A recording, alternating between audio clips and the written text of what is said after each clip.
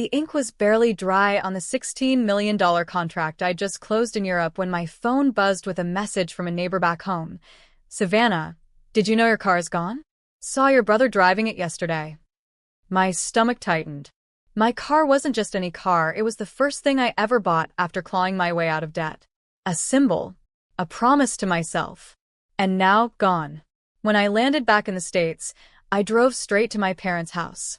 The moment I walked through the door, I saw it in my mother's eyes, guilt, carefully disguised as authority. "He needed it more," she said flatly. "You've always had enough. Always had enough." Those words cut deeper than any betrayal before. As if my success erased the years I spent eating instant noodles, working 3 jobs, wearing the same shoes until the soles gave out. As if my victories made me undeserving of respect. My brother stood behind her, smug, arms crossed. He didn't even flinch. To him, my possessions, my effort, my sacrifices, they were all fair game. Because the golden child never had to earn. I looked at them both, every muscle in my body coiled tight, my suitcase still at my feet. And then I spoke. 6 words. That was all it took. Her face fell. My brother's smirk vanished. And the room went silent. "My name is Valerie Kane, 31 years old. And if you think this story is about a car, you're wrong. This is about what happens when the family that belittled your worth finally learns that everything comes with a price." The air in the room was heavy, my suitcase still by the door, their eyes burning into me. My mother's chin was lifted high, like she had just performed a noble act. My brother leaned against the wall, smug, waiting for me to explode. Instead, I looked her in the eye and said the 6 words that drained the color from her face. "The deal wasn't in my name." Her lips parted. My brother frowned, confusion flickering across his smug grin. I let the silence hang for a moment, then dropped my passport on the table, the embossed logo glinting under the light. "Everything you saw online? The $16 million? It wasn't mine. It was secured under the company's name. And do you know what that means?" My brother shifted uneasily. "What are you talking about?" I stepped closer, my voice low, sharp, deliberate. "It means I had nothing liquid in my name during that trip. Not a house. Not a car. Not even that vehicle you so generously pawned." Mom's face twisted. "You're lying." I pulled out my phone, tapped once, and let the bank statement glow on the screen. Empty accounts. Zeros. Nothing to take. Nothing to steal. "You thought you were pawning my car? You pawned collateral tied to a European contract worth more than this entire neighborhood." Her hand flew to her mouth. My brother cursed under his breath. I smiled faintly. "So, tell me, when the auditors come knocking, who should I send them to? You? Or him?" The room went still. No one breathed.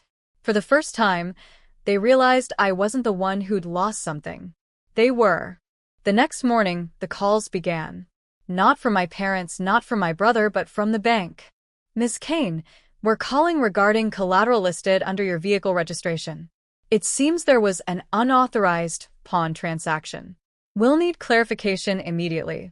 I sipped my coffee, staring out at the skyline from my apartment window. "Oh, I'll clarify," I said calmly. "But you'll need to speak directly with the parties who pawned it. I wasn't even in the country." The line went quiet. "So, you're saying your family acted without your consent?" "Yes," I replied. "And I have documentation to prove it." By noon, 2 auditors were already knocking on my parents' door. I didn't have to be there to see the panic. I had cameras installed years ago, and the footage streamed directly to my phone. My mother's voice, usually so sharp, was trembling. "There must be some mistake. It was just a car, my daughter has plenty." The auditor's response was flat, professional, merciless. "Ma'am, the car is tied to an international transaction. This isn't just a vehicle, it's contractual property. Do you understand the seriousness of this?" My brother stepped in, trying to bluster his way through. "Look, we'll pay it back. We'll fix it. She won't press charges." But that's where he was wrong. I hit record on my phone and captured every word. His desperation, his admission, my mother's silence as she realized what they had done. That evening, I walked back into their house, the same room where she'd told me I'd always had enough. Now, the walls were quiet, the pride drained from their faces. I set my phone on the table, hit play, and let them hear their own downfall. This time, I said softly, the price won't be mine to pay. The recording ended, the room heavy with the sound of their own voices condemning them. My brother slammed his fist against the table. You wouldn't dare turn that over. You'd ruin your own family. I leaned back, calm, deliberate. Family? That word only shows up when you're cornered. Where was family when you pawned what wasn't yours? When you decided I didn't matter because you thought I'd always had enough? Mom's hands trembled as she reached for me, her voice breaking. Valerie, please. We didn't know it was tied to anything bigger. We thought it was just a car. Just a car? I cut her off, my voice sharp enough to slice through the air. That car was collateral, which means the second you signed it away, you signed yourselves into an international fraud investigation. Do you have any idea what they do to people who tamper with contracts of that scale? Dad, who had been silent until now, finally spoke, his voice low and cold. You'll fix this. You have the connections.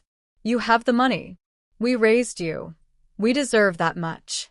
I laughed, bitter and humorless. You didn't raise me. You drained me. And you never saw the difference. For the first time, I saw something flicker in my brother's eyes, fear. He knew this wasn't just about money. It was about power, reputation, freedom. And all of it was slipping through his hands. I stood, collecting my phone, the faint glow of the screen reflecting on their stunned faces.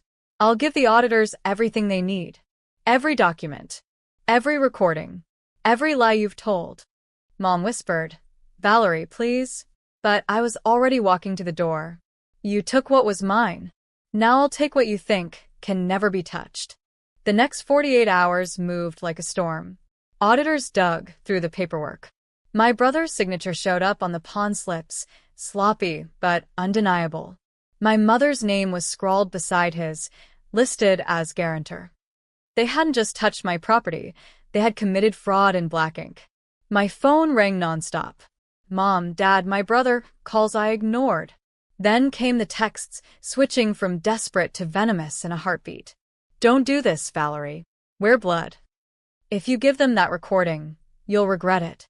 You've always been selfish. Selfish. That word nearly made me laugh. Where was their outrage when I was living out of my car at 22, scraping change to eat, while every extra dollar in the family went into my brother's business ventures? Where was family then? By noon, I sat across from the auditors in their downtown office. I slid my phone across the polished table and hit play. Their eyes sharpened as my brother's voice filled the room. Look, we'll pay it back. She won't press charges. One of the auditors leaned back, folding his hands. Thank you, Ms. Kane.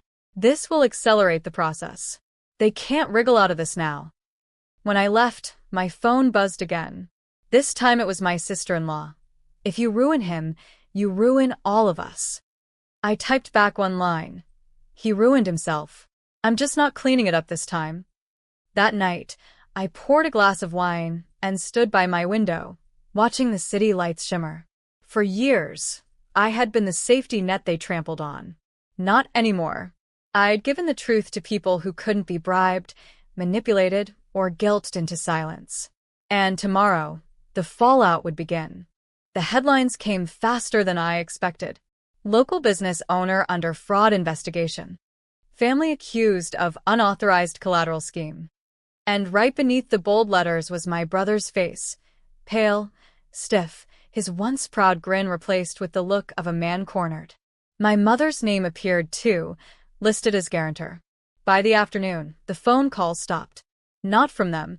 Those kept coming, but from mutual friends, from distant relatives, from business contacts who had once bragged about knowing the Kane family. Their tone had shifted overnight. Valerie, I had no idea. You don't deserve this. Proud of you for standing up to them. For once, the whispers weren't aimed at me. They were aimed at them.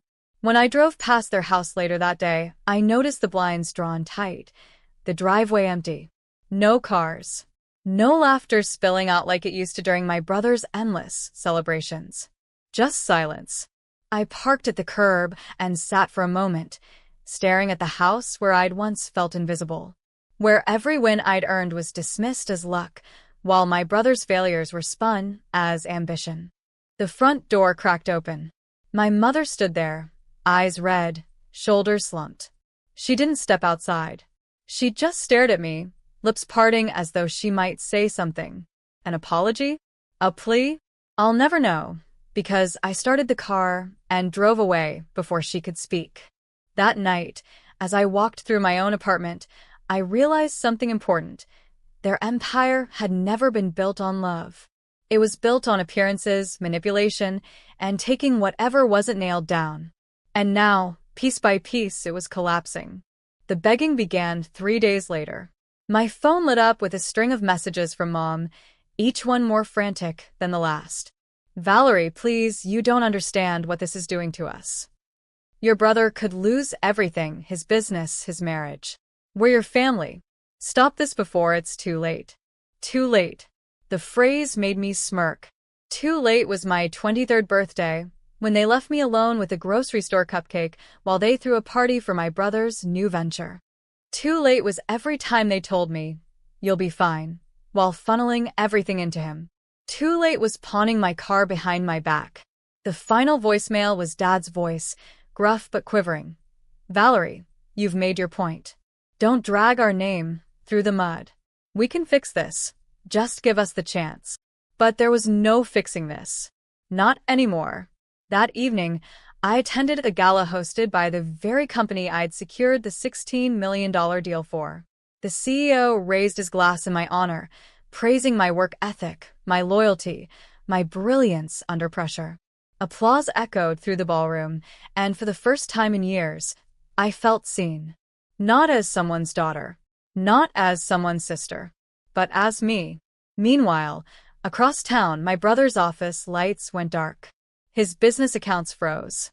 Rumors spread of clients pulling out, creditors circling like vultures. The golden boy was tarnished beyond repair. As I left the gala, standing tall in a dress I'd bought with my own money, I glanced at my silent phone. Another text from Mom glowed on the screen. "Come home. Please. We'll do anything." I slid it back into my clutch without replying. They wanted me to come home, but they had burned that bridge themselves. The night after the gala, I drove back to the lakefront apartment I'd chosen for myself. The city glowed across the water, steady and untouchable. I poured a glass of wine and scrolled through the news again. My brother's downfall had made the front page. His photo, my mother's name, words like fraud and misappropriation. The Kane family image was in ashes. At 10:12 p.m., there was a knock on my door. Not pounding, not demanding, just a weak, hesitant knock. When I opened it, my mother stood there. No pearls, no makeup, just red eyes and shaking hands. "Valerie," she whispered, "we've lost everything. Please stop this." I studied her. The same woman who once told me my achievements meant nothing compared to my brother's, who had dismissed every milestone in my life as luck, who pawned my car without a thought. And now here she was begging at my door. I set my wine down and answered with the calm I'd earned. "You told me once I'd always had enough. That was your excuse to take from me. But you were wrong. What I didn't have was respect. And that's something you can't steal." Her lips trembled, but she said nothing. Behind her, my brother lingered in the shadows of the hallway, hollow-eyed, shoulders hunched. He couldn't even meet my gaze. I stepped back, placed my hand on the door, and finished softly. "You didn't just lose my car. You lost me." And then I closed the door. The silence afterward wasn't empty. It was freedom. For the first time, I felt lighter, like the chains of their judgment had finally broken. I wasn't their scapegoat, their safety net, their forgotten daughter. I was my own. "We used your money, $256,000 for the condo." That was the sticky note waiting for me on the fridge, crooked, stained with something greasy, and signed with a smiley face like it was a casual favor, not the theft of 7 years of my life. No candles. No music. No one hiding behind furniture yelling surprise. Just silence, a half-eaten cake in the trash, and my name erased from my own celebration. My name is Jenna. And from wherever you're watching this, stay with me. Have you ever come home expecting love, and instead found a receipt for your own betrayal? Because I flew 16 hours, crossed oceans and time zones, counting every second until I'd be home with the people I loved, and what I found instead was a war I didn't even know I'd already lost. I stood in the doorway with my suitcase still in hand. The air inside the house was stale, abandoned, like no one had been there in days. My balloons, the ones I paid for in advance, were deflated on the floor like crumpled apologies. The kitchen? Half cleaned. The dining table? Empty. And on the fridge, that note. We used your money, $256,000 for the condo. Happy early birthday. Heart's suit. A few minutes later, my sister's text came in. As casual as ever. Thanks for the upgrade, sis. You're the best. White heart. I swear, I didn't even feel the heartbreak yet. It was too soon. What I felt first was cold. Because I knew that the only way they could have accessed that account was through my emergency login. The one I gave my mom when I was stationed overseas, just in case something ever happened to me. Apparently, what happened was greed. And they didn't even try to hide it. No one was there to greet me. No one came running down the stairs. I checked the bedrooms, all empty. Closets cleared. Drawers left half open, like they had packed in a rush or didn't care. Then I noticed the calendar on the counter. My birthday? Crossed out. Instead, a sticky label over it read, "Closing day, keys to condo." They didn't plan a party. They planned a heist. I sat on the couch, the same one I slept on during college summers, the one I bought secondhand and shipped across the country when I bought this house, and I opened my banking app. The withdrawal was right there. $256,000 wired out. Not over time. Not in chunks. One transfer. All gone. My renovation fund, my retirement savings, my dream cafe I was finally ready to build. Gone. I didn't cry. I didn't scream. Instead, I scrolled down until I reached the screen that said transfer property rights. Because a year ago, in preparation for my cafe, I had converted the house into a business holding, which meant, technically, it was now an asset. And that asset was liquid. At 4:42 a.m., while the jet lag still pulsed in my temples and the smell of betrayal clung to my clothes, I tapped my screen and listed the house. Then I sent my sister a reply. Happy condo life. Enjoy it while it lasts. Because they thought this was the end of the story. But in the attic, in a dusty, unmarked box, I was about to find something that would flip the entire script. The attic was the one place they hadn't touched.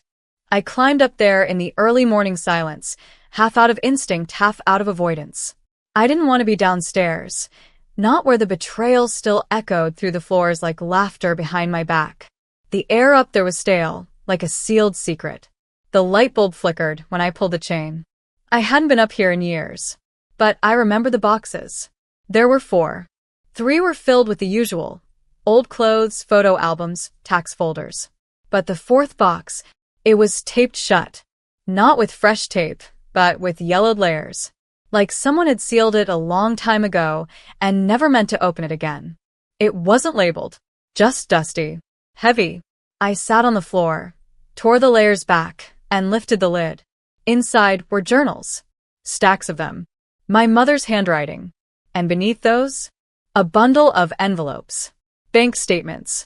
And, at the bottom, a manila folder that didn't belong to any of us. I opened it, and the blood in my chest stopped moving. It was a legal document. My name at the top. A signature at the bottom. And in bold across the page, revocation of custodial trust, effective immediately. There was a date. 7 years ago. The day after my deployment. I froze. This wasn't about the $256,000. This went deeper.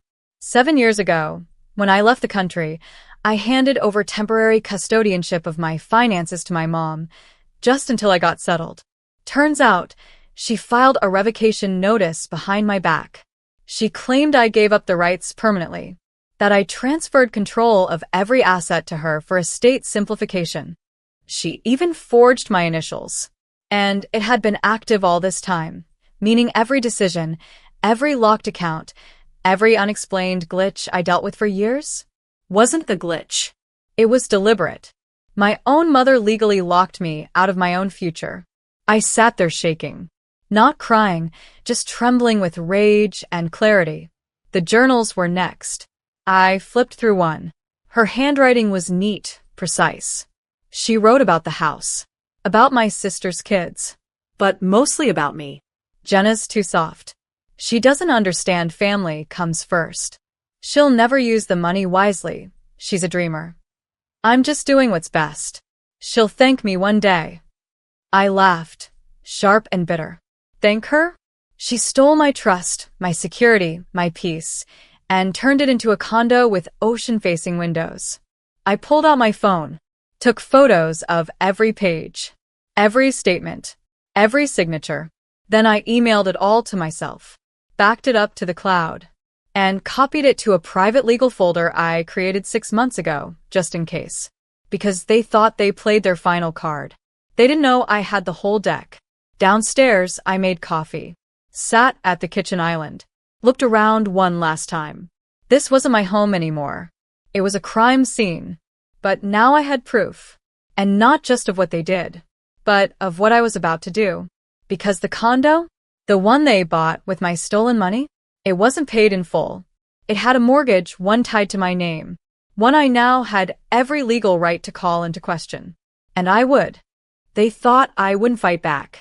That I'd just crumble, take the hit like I always had. The responsible one. The one who kept the peace. The one who wired money without asking questions. But they didn't know I'd kept receipts. Every deposit. Every withdrawal. Every email where Mom said, just help your sister get on her feet. Except it wasn't help. It was a setup. The condo wasn't just their dream home. It was my nightmare in bricks. Located downtown. 2 bedrooms. Pool access. A small balcony with a view of the marina. I knew the layout because I was the one who suggested it back when we were just looking for investment properties together. My sister had smiled during the tour.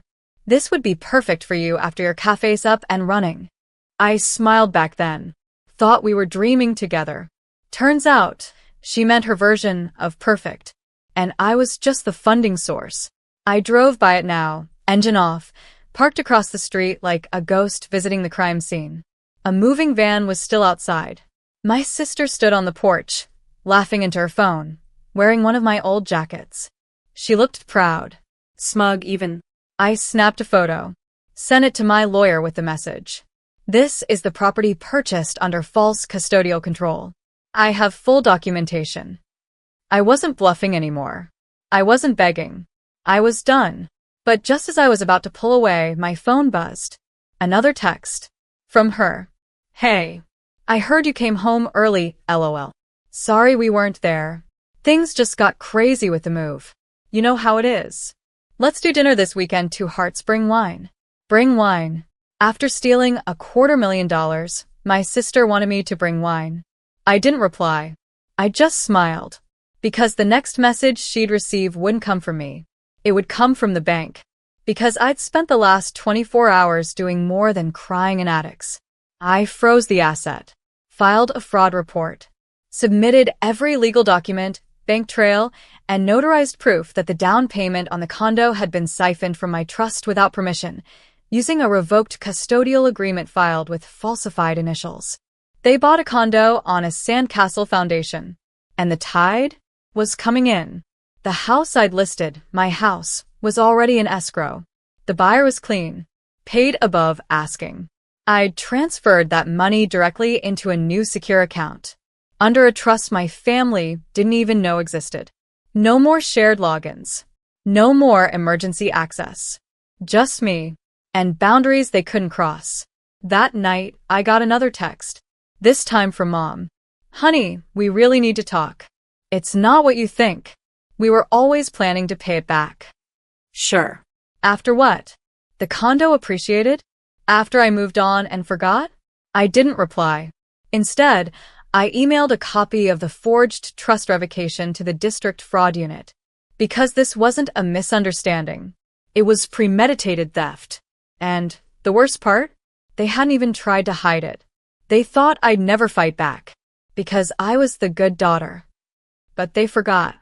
Even the good ones burn when pushed far enough. And I wasn't just fighting back anymore. I was going to take everything. The official freeze on the condo account hit at 9:12 a.m. sharp. By 9:47, my sister was blowing up my phone like it was a ticking bomb. Jenna, what did you do? They froze the payment. We have a deadline. Are you insane? I didn't reply. I just watched the panic bloom. From the safety of my new account, one under a separate trust, independent from anything tied to them, I tracked the legal chain like someone watching a live show. The mortgage company had flagged the down payment as disputed. The title company was pausing transfer of deed. The condo was now stuck in limbo. And my sister? She was about to learn the difference between an upgrade and a heist. I spent that day in a cafe downtown. Not the one I dreamed of opening. Not yet, but a quiet place where the coffee was strong and no one called me ungrateful for wanting space. My lawyer called mid-afternoon. We've filed the fraud complaint. If the bank sides with you, which they likely will, the condo sale is void. Unless they can pay the $256,000 back immediately. I smiled into my coffee. They couldn't. They'd already posted about the move on social media. Starting fresh. Condo life. My mom's Facebook had a post that said, "So proud of my girls. Work hard, dream big." Work hard? I worked hard. They just took big. That evening, I finally picked up my sister's 10th call. Her voice was frantic. Okay, Jenna, we can talk now. You've made your point, but you're ruining everything. Don't do this to the kids. There it was. The guilt card. They always saved it for last. I didn't do this, I said quietly. You did. The moment you forged my initials. The moment you spent my future on your lifestyle. We didn't think you'd notice, she snapped, then caught herself. I mean, we thought you wouldn't mind. You weren't even using it yet. Wasn't even using it yet. Like a savings account is only real when they approve of its purpose. You stole, I said coldly. Don't wrap it in birthday bows. She went quiet. Then came the words I'd been waiting for. Fine. We'll return it. But just stop the process. Don't take this from us. Us. They always came in packs. My sister. My mother. The collective entitlement. But not once did anyone say sorry. Not, we regret this. Not, you didn't deserve it. Just, don't take this from us. They never saw it as mine. Just something they hadn't gotten their hands on yet. I ended the call without a word. By the next morning, my lawyer had filed the intent to pursue civil charges. The penalty? Repayment in full or seizure of the asset. And because I had screenshots of messages, forged documents, and a notarized record of my original custodial agreement, they didn't have a leg to stand on. They'd moved in too early. Furnished a condo they didn't own. Posted proof of occupancy. They thought they were smart. But they didn't count on me doing what I always do, keeping records, staying calm, and hitting back harder. They stole my birthday.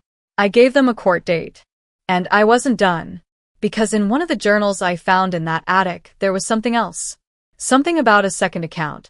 And a secret my mother never meant for anyone to uncover. She thought I'd never find it. Buried in the middle of journal number 6, written in her careful, looping script, right after a long-winded rant about how I was too dramatic and how I never understood sacrifice. There it was.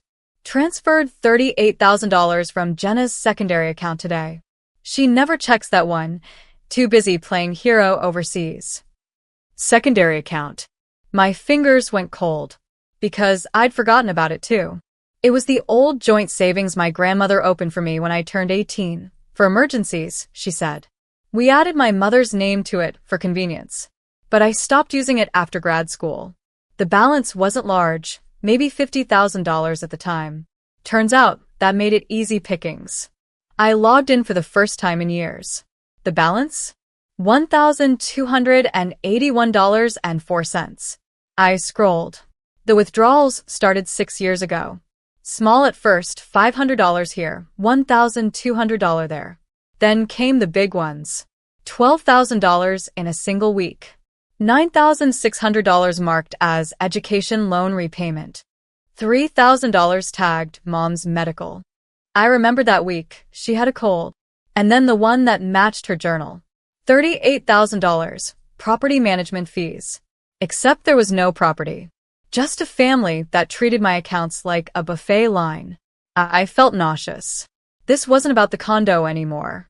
This was a pattern, a lifestyle built on robbing me while calling it love. I printed every statement, highlighted each fraudulent withdrawal, added it to the file already growing fat on my lawyer's desk. When I brought it in the next morning, he whistled. You're not just looking at civil fraud anymore. This is financial abuse. Possibly embezzlement. From your own mother, he added softly, like it might hurt more. But it didn't. Because I'd already buried the version of her I grew up trusting. She was gone the moment she chose convenience over consent. I walked out of that office with a folder full of fire. And a heart that had stopped hoping for closure. I didn't want an apology. I wanted accountability. The condo had been flagged. Their loan application was voided. Escrow was now frozen, and legal proceedings were underway. But I wasn't stopping there. Because in those journals, in my mother's tidy little archive of deceit, I found one more thing. A name. One I hadn't heard in years. Spoke to Marvin today. He says if Jenna ever finds out, we'll just say it was a gift. He'll back us. Marvin. My godfather. The family accountant. I thought he'd disappeared after the divorce from his wife. Turns out, he was the silent facilitator behind it all. I picked up the phone and called him. He answered like nothing had happened. Jenna. I was just thinking about you. How's New York? It's California now, I said. And I know what you did. Silence. Then a shallow laugh. You'll have to be more specific. $256,000 for the condo. $38,000 from my secondary account. And you backed it. You're going to testify, or you're going to burn with them. Silence again. I was just helping your mom. She said you approved it. I didn't respond. I just emailed him a copy of the forged document, with a timestamp, with my real signature below for comparison. Then I added, you've got 24 hours to respond. After that, I report you directly to the state board. This wasn't revenge. This was the audit they never expected. They turned my birthday into a grave. I was about to turn it into their trial. I always imagined my 30th birthday would be filled with light, friends, laughter, maybe even a soft jazz playlist playing under a string of fairy lights in my backyard. Instead, I was sitting across from my lawyer, signing subpoenas. And the only music playing was the rhythmic clicking of my pen against the edge of the table. The legal storm had begun. Marvin cracked first. 12 hours after I sent the email, he responded with a shaky voicemail. I had no idea the documents were forged. I was told you consented. I'll cooperate fully. Please don't go public. I smiled. One down. And now? The paper trail exploded wide open. Marvin submitted access logs from the transfers. And guess what? All of them traced back to my mother's devices. My sister didn't even try to hide her involvement. Her name was on the condo paperwork as co-borrower. The account linked to it was mine. The gift letter Marvin drafted? Another forgery. The entire scheme was unraveling, and I was the one holding the scissors. Mom tried one last time. She called me the night before the hearing. You don't have to do this, she said, her voice the softest it had been in years. We're family, Jenna. You know I didn't mean harm. We just needed help. You mean you needed control? I said. You didn't ask. You just took. We raised you, she snapped. How can you treat your mother like a criminal? Maybe because you acted like one. Click. I didn't sleep much that night. But for the first time, I didn't feel guilt tangled in my chest. Just resolve. At 10 a.m. the next day, I stood in the courtroom. Not as a broken daughter. not as the quiet provider, but as a plaintiff. The judge read over the documentation. The forged trust revocation, the siphon savings, the illegal condo transaction. Marvin's statement was key. He admitted he never verified my consent, just assumed it based on family ties. The judge's words were cold, firm. This was not a misunderstanding. This was calculated financial exploitation, and it will be treated as such. My mother looked small sitting across the room, her designer coat hanging awkwardly on her shoulders. My sister? Red-eyed, arms crossed, muttering under her breath.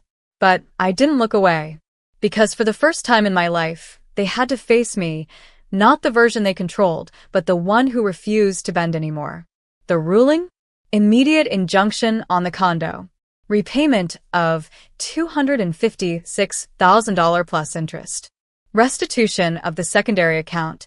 Full balance, adjusted for fraud. Criminal charges pending further investigation. The courtroom emptied in silence, except for one reporter who whispered, "Hell of a birthday gift, huh?"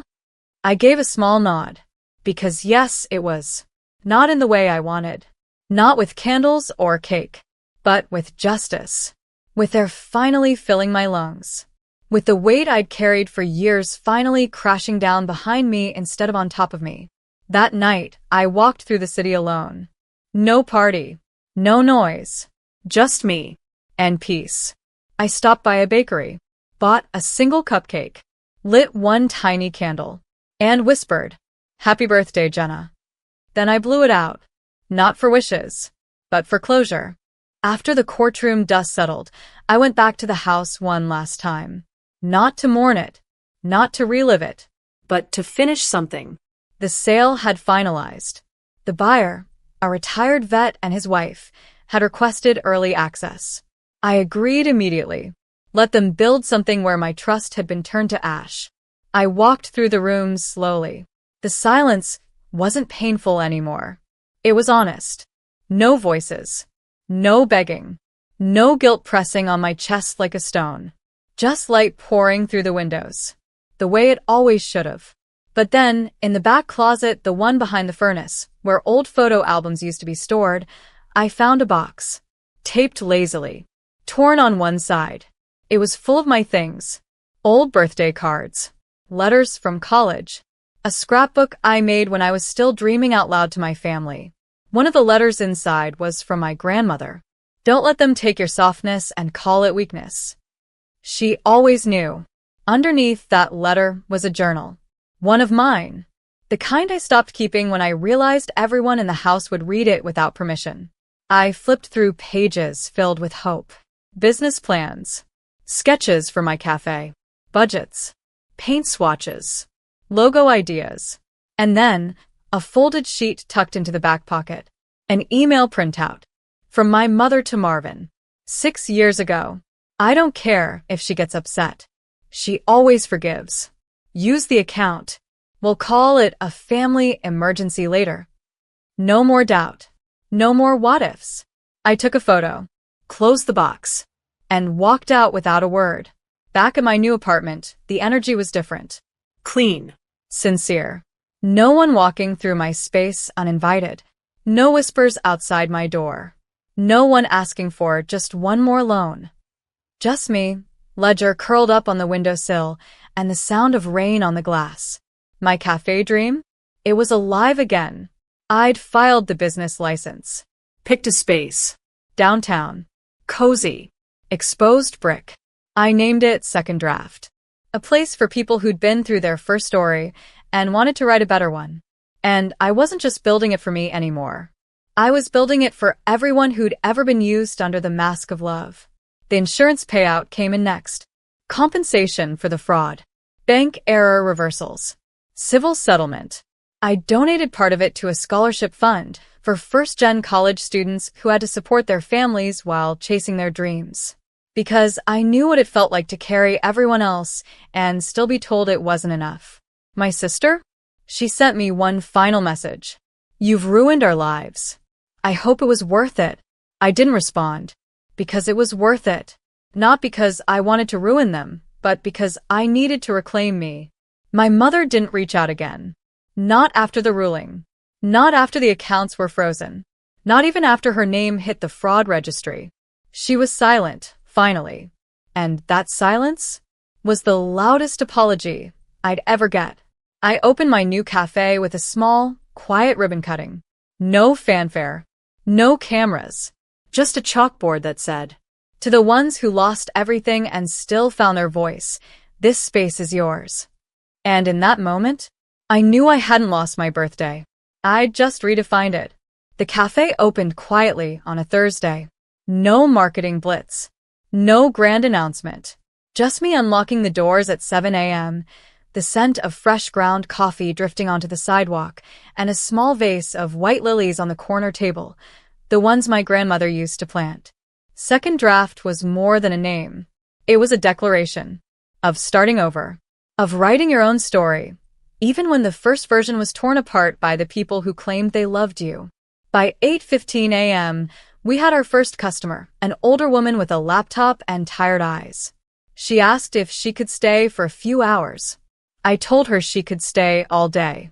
By noon, a young student asked if we offered discounts for people who couldn't afford full meals. I handed her a muffin, smiled, and said, "Your story matters. Eat first." Every chair in that cafe was placed with intention. Every corner was a reminder that I had built something with my own hands after everything they took. No more stolen birthdays. No more silence framed as obedience. I wasn't a provider anymore. I was a creator. And I didn't need applause. Just space. Space they never gave me, but I now gave to others. Later that afternoon, I received a letter in the mail. No return address. Just my name, again, in familiar handwriting. Inside was a single photo. Me. Age 10. Sitting on the floor of our old house, surrounded by birthday balloons, cake on my nose, laughing like the world hadn't taught me caution yet. On the back, in my mother's script, "You were always the brightest thing in every room. I didn't deserve you. I see that now. I hope, one day, you'll understand why I failed. But even if you don't, I'm proud of you, Mom." I stared at the photo for a long time, and I realized something. Her words didn't make me forgive. They didn't fix anything. But they weren't for that. They were simply hers. Finally. Without spin. Without manipulation. A flicker of truth. Even if late. And me? I didn't need her pride. I had my own now. But maybe, just maybe, that letter meant I wasn't the only one who changed. I placed it in a drawer. Not to keep. Just to let rest. Because this chapter wasn't about revenge anymore. It was about release. 6 months later, Second Draft made the local paper. A cafe built on ashes and turned into gold. That's what the headline read. Customers left notes on napkins. I had nowhere to go. This place saved me. Thank you for reminding me I'm not invisible. I came here after losing everything. Now I've started again. And one afternoon, a woman walked in wearing a plain blue sweater and glasses too big for her face. She didn't order anything. She just stood near the counter and said, "Your place that's beautiful. I'm glad you made it." I nodded. My heart knew before my brain did. It was my aunt, Mom's sister. The one who left town 20 years ago after falling out no one ever explained. She handed me an envelope. No words. Inside was a check, a small one, not flashy, and a note. "She kept everything. Even your father's share. I thought you should know." And beneath that, a single line. Truth doesn't always come loud. Sometimes it knocks, waits, and walks in when it's safe. I looked around the cafe. The laughter. The light. And for the first time, I whispered to myself, "I'm safe now." That was the real gift. Not the money. Not the cafe. Just knowing I would never again beg to belong in a room I built.